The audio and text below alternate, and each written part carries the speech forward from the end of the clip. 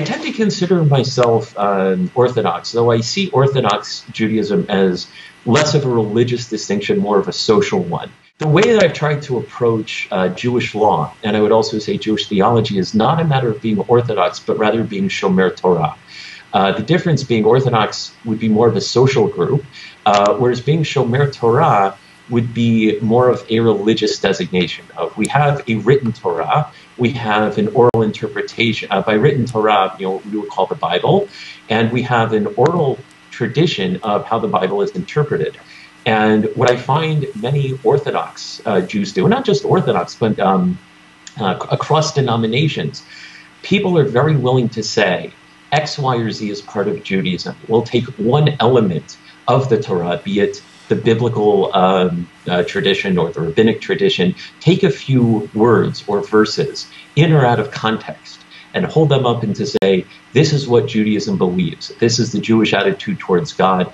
This is to the exclusion, really, of everything else. So, he describes there a certain emotional feeling that people have this sense of connectedness. There have been times when I felt that. I don't recall any time where I've distinctly felt an absence of God. And largely, for me, it has to depend a lot more on what is it that I'm expecting of God. Whether or not you think God is itself I guess part of every step of our lives, whether or not God's overseeing, whether or not God even cares. There's one midrash that I give every now and again. I give it as a part of a sermon. Is that there's a verse "Uvikashtem misham et Hashem umatzata ki tidrushen b'chol levavecha v'chol nafshecha." Grammatically, you seek God in the plural form. That "Uvikashtem misham et Hashem," from there referring to an exile.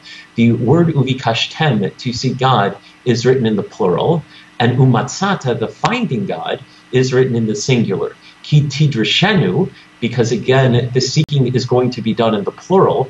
B'chol levavecha v'chol nafshecha, with all of your heart and with all of your soul, in the singular.